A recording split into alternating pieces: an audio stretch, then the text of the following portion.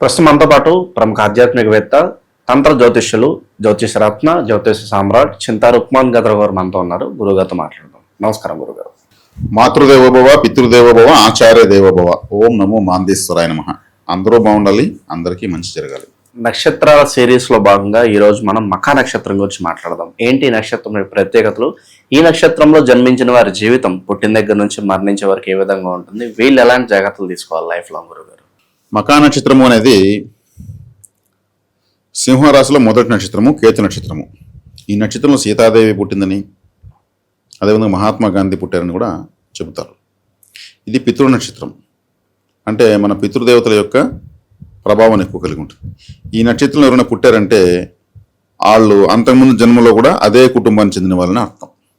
పితృ నక్షత్రం కాబట్టి అలా పుట్టిన వ్యక్తి యొక్క తండ్రికి లేదా తల్లికి నాన్నో అమ్మో అవ్వో ఎవరో ముందు జన్మల వాళ్ళు మళ్ళీ వచ్చి పుట్టారని అర్థం. వాళ్ళ పోలికలు, వాళ్ళ యొక్క లక్షణాలు, రూపురేఖలు కూడా అలాగే వస్తాయి. అంటే పితృదోషం ఉందని అర్థం. కాబట్టి మళ్ళీ ఇక్కడ వచ్చి మళ్ళీ పుట్టారు అని అర్థం. కంపల్సరీ మఖా నక్షత్రంలో పుట్టిన వాళ్ళు పితృపరిహారాలు ప్రతి నెల చేసుకోవడం చాలా మంచిది. మఖా నక్షత్రం రోజు అలాగే చేసుకోవడం మంచిది. ఈ నక్షత్రంలో శుక్రుడు ఉన్న వాళ్ళు, మఖా నక్షత్రంలో శుక్రుడు ఉన్న వాళ్ళు మఖా నక్షత్రం రోజు విఘ్నేశ్వర ఆరాధన కంపల్సరీ చేయాలి, చేసుకుంటే మంచిది. ఎందుకంటే శుక్రుడు మగవాళ్ళకు కలత్రకారకుడు కాబట్టి కేతు నక్షత్రంలో ఉంటాడు, అది మంచిది కాదు. అంటే న్యూట్రల్ లెవెల్స్ ఉంటాయి, దానికి చేసుకోవాలి. అదేవిధంగా ఈ నక్షత్రము మామూలుగా కేతు నక్షత్రంతో జీవితం ప్రారంభమయ్యే అశ్వినితో ఆశ్లేషతో క్లోజ్ అవుతుంది. దాన్ని మేషమండలం అంటారు. మళ్ళీ సింహంలోనే కేతు నక్షత్రంతో ప్రారంభమై జ్యేష్ఠ నక్షత్రంతో వృశ్చిక రాశిలో క్లోజ్ అవుతుంది. మళ్ళీ మా కేతు నక్షత్రంతో ధనుసు రాశిలో మూల నక్షత్రంతో ప్రారంభమై బుధుడి నక్షత్రంతో మీన రాశిలో క్లోజ్ అవుతుంది. 3 మండలాలు ఉంటాయి జ్యోతిష్ శాస్త్రంలో: మేషమండలము, సింహమండలము, ధనుర్మండలము. కాబట్టి ధనుసు రాశి, సింహరాశి, మేషరాశి 3 అగ్నితత్వ రాశులే. అగ్నితత్వ రాశుల్లోనే ఈ మండలాలు స్టార్ట్ అవుతాయి. అంటే మన యొక్క జఠరాగ్ని కడుపులో, మన కడుపులో చాలా వేడి ఉంటుంది. అంటే మనకు కూడా విపరీతమైన వేడిలోనే మామూలుగా స్త్రీ తత్వం, పురుష తత్వం సంపర్కంలోనే ఒక ప్రాణి పురుడు పోసుకుంటుంది. ఇక్కడ మఖా నక్షత్రం అందుకే పితృ నక్షత్రము. దీనికి ఎక్కువగా విఘ్నేశ్వరాధన ఎక్కువ చేసుకోవాలి. ఈ నక్షత్రంలో పుట్టిన వాళ్ళు పితృపరిహారాలు కంపల్సరీ చేసుకోవాలి, కులదేవత ఆరాధన చేసుకోవాలి. కులదేవత అనేటువంటిది కాబట్టి వీళ్ళకు పిచ్చ కోపం ఉంటుంది, అంతే ఫాస్ట్గా మళ్ళీ కోపం తగ్గిపోతుంది. ఎంత కోపం వస్తుందో అంత వేగంగా కోపం తగ్గిపోతుంది. క్షణికావేశాల్లో మరి నిర్ణయాలు మిస్ఫైర్ అవుతాయి అంటారు. వీళ్ళకి అవుతాయి, కానీ మళ్ళీ వీళ్ళు సర్దుకుంటారు. 2 ఉంటాయి, మెచ్యూరిటీ లెవెల్ ఉంటుంది, అన్మెచ్యూరిటీ 2 ఉంటాయి. వీళ్ళకు పూర్తిగా కోపం ఉండదు, పూర్తిగాను ప్రశాంతత ఉండదు, 2 ఉంటుంది. మంచి జీవితాన్ని అనుభవిస్తారు అటైతే మాత్రము ఈ నక్షత్రం పుట్టిన వాళ్ళు. వీళ్ళకి కానీ రాహు అనుకూలంగా లేకపోతే నడి వయసులో రాహు దశ వస్తుంది. అప్పుడు చాలా కష్టాల పాలవుతారు, అవమానాల పాలవుతారు, గ్రామాలు విడవాల్సి వస్తుంది, అటువంటి పరిస్థితి వస్తుంది. కాబట్టి రాహు దశలో జాగ్రత్త తీసుకోవాలి ఖచ్చితంగా. కాబట్టి మొదటి నుంచి అమ్మవారి ఆరాధన చేస్తూ, దుర్గారాధన చేస్తూ వెళ్ళడం వల్ల రాబోయే రాహు దశలో వచ్చే కష్టాలను ఎదుర్కోవడానికి మనము ఒక పవర్ని సంపాదించి పెట్టుకుంటూ అవుతుంది. కాబట్టి దుర్గారాధన ఇంపార్టెంట్. ఎందుకు ఆరాధనలు ఎక్కువ చెప్పేస్తున్నారండి అంటే, ఇది పంచమస్థానమైంది. పంచమస్థానమైంది కేతు నక్షత్రం అయింది కాబట్టి విఘ్నేశ్వరాధన, పితృరాధన. పితృస్థానము కారకుడు రాశ్యాధిపతి రవి కాబట్టి కులదేవత ఆరాధన, దుర్గాదేవ ఆరాధన ఇవి సహజంగా చేసుకోవడం చాలా మంచిది. ఇతరులతో అయితే మాత్రం బాగా సరదాగా జాలీగా ఉంటారు, నేనే ఫస్ట్ ఉండాలంటారు, అంతా నాదే అంటారు, ఏదున్నా కానీ ముందు నేను ఉండాలంటారు, పొగుడుతూ ఉంటే బాగా పొంగిపోతారు, చిన్న విషయానికి ఎక్కువ సంతోషపడతారు, ఇటువంటిది. కానీ మాత్రం జీవితం బాగానే ఉంటుందని చెప్పొచ్చు. రాహుదశలో మాత్రం చాలా కేర్ఫుల్, అది ఒక కరువు కాలం అని చెప్పొచ్చు. అక్కడ రాహుదశలో కూడా ఏదో తెలియనటువంటి ఏదో జరిగిపోతా ఉంది, 1000 కోట్లు వచ్చి పడుతుంది అనే విధంగా పరిస్థితులు మారి ఒకసారిగా ఉసూరం అనిపిస్తాయి. రాహు యోగించుడు కాబట్టి తీసుకోవాల్సిన జాగ్రత్త మాత్రం ఈ ఆరాధన చేస్తే మఖా నక్షత్రం వాళ్ళకి ఎటువంటి డోకా ఉండదు. ఎడ్యుకేషన్ పరంగా, ఆరోగ్యపరంగా ఎలా ఉంటుంది వీళ్ళకి లైఫ్లో? ఎడ్యుకేషన్ పరంగా తీసుకుంటే ద్వితీయాధిపతే బుధుడైనడు కాబట్టి ఎడ్యుకేషన్ పరంగా బాగుంటుంది, మంచి ఎడ్యుకేషన్ ఉంటుంది. కాస్త హెడ్ వెయిట్గా కూడా ఉండడానికి అవకాశం ఉంటుంది వీళ్ళు.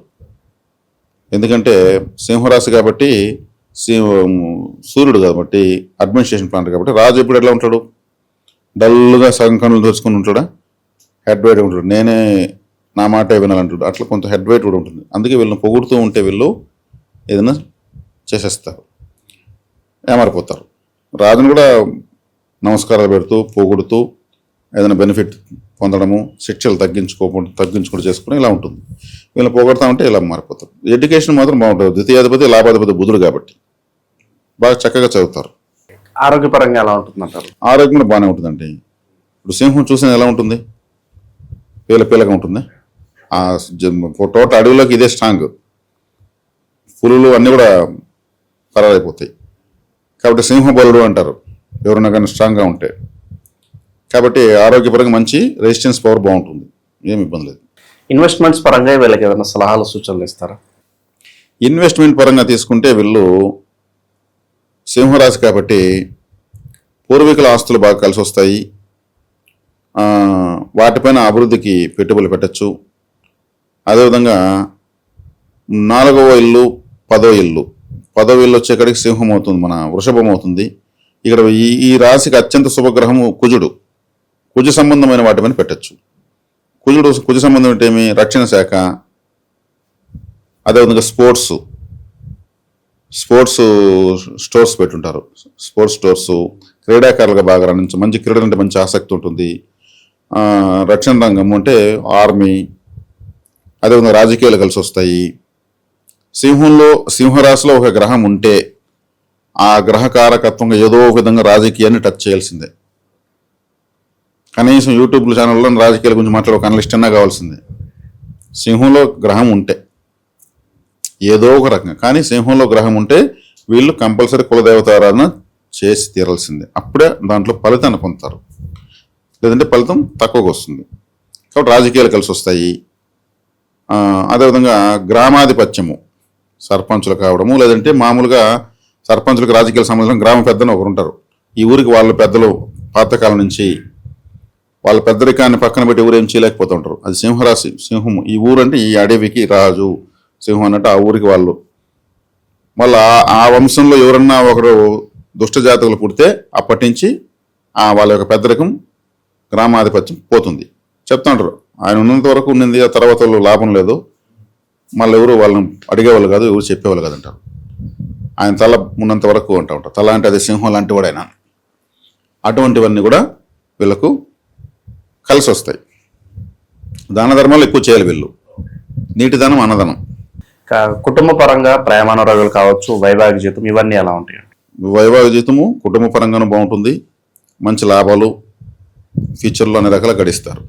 రాహుదశలోనే కేర్ఫుల్గా ఉండాలి. శత్రుత్వం ఎవరితో ఎక్కువగా వస్తుంది అంటారు వీళ్ళకి? శత్రుత్వము ఎవరితో ఎక్కువ వస్తుంది అని అంటే వీళ్ళకు, ఇప్పుడు నేను రాజకీయం ఉన్నాను, రాజకీయ నాయకులు వాళ్ళకి ఏ లోటు ఉండదు, వాళ్ళకి కావాల్సిన పదవి ఒకటే లోటు.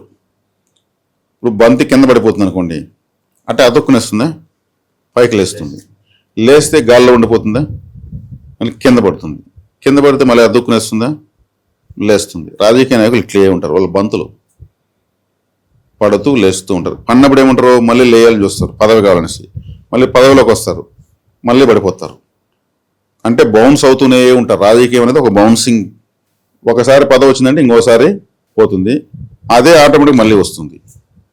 వాళ్ళ సమస్య అంతా రాత్రి పగలు పదవిని దానికోసం ఏమైనా చేస్తూ ఉంటారు. అట్లా వీళ్ళు సింహరాశి వాళ్ళు, ఇప్పుడు నక్షత్రాలతో సంబంధించిన సింహరాశి ఈ నక్షత్రాలన్నింటికి ఆ స్వభావం ఉంటుంది. మక, పుబ్బ, ఉత్తర నక్షత్రం వాళ్ళకు కూడా ఇలా బౌన్స్ అవుతూనే ఉంటారు. అంటే వాళ్ళ యొక్క ప్రతిష్ట కోసం, ప్రతిష్ట అనేది ఒక బంతి లాంటిది వాళ్ళకి, అది పడుతూ ఉంటుంది, లేస్తూ ఉంటుంది, పడుతూ ఉంటుంది, లేస్తూ ఉంటుంది. ఇప్పుడు అరెస్ట్లు అవుతారు రాజకీయ నాయకులు, అరెస్ట్ మళ్ళీ వాళ్ళు మినిస్ట్రీ వాళ్ళని అరెస్ట్ చేసి మళ్ళీ వీళ్ళు అరెస్ట్ చేస్తారు, కక్ష తీర్చుకుంటూ ఉంటారు. అది ఒక వేట. సింహం అనేది వేటాడుతుంది కదా, సేమ్ అట్లే ఉంటుంది. వీళ్ళ యొక్క పేరు ప్రతిష్టల కోసం పాకులాడుతూ వాటి వెనకనే తిరుక్కుంటూ ఉంటారు వీళ్ళు. వీళ్ళకి నిత్యం మనీ ఫ్లోటింగ్ బాగుండాలంటే ఎలాంటి పరిహారాలు చేస్తే బాగుంటుంది? నిత్యం మనీ ఫ్లోటింగ్ బాగుండాలంటే విష్ణు సహస్రనామాలు ఎక్కువగా వినడము, ఆ 2వ నక్షత్రం అయినటువంటి పుబ్బా నక్షత్రం అమ్మవారి యొక్క ఆలయాలకు ఎక్కువగా వెళ్ళడము, అదేవిధంగా లాభాధిపతి కూడా బుధుడే, లాభాధిపతి ద్వితీయాధిపతి బుధుడే, మహావిష్ణు ఆలయాలకు ఎక్కువ వెళ్ళడం, మహావిష్ణు యొక్క ఆరాధన ఎక్కువ చేయడము చాలా మంచిది. మరి నేను దుర్గాదేవి ఆరాధన కూడా చెప్పాను. రాహుదశ వచ్చినప్పుడు మంచి రాజయోగాన్ని ఇచ్చి చాలా అవయోగాన్ని ఇచ్చేస్తుంది. అప్పుడు కేర్ఫుల్గా ఉండాలి సింహరాశి వాళ్ళు. అప్పుడు అందుకే దుర్గారాధన ఎక్కువ చేసే కొద్దిగా అది తప్పించుకుంటారు. ఓవరాల్ గా ఈ నక్షత్రం గురించి వీళ్ళ జీవితం ఏ విధంగా ఉంటుంది, ఎలాంటి జాగ్రత్తలు తీసుకోవాలి, మంచి విశ్లేషణ అందించారు. ధన్యవాదాలు. ధన్యవాదాలు.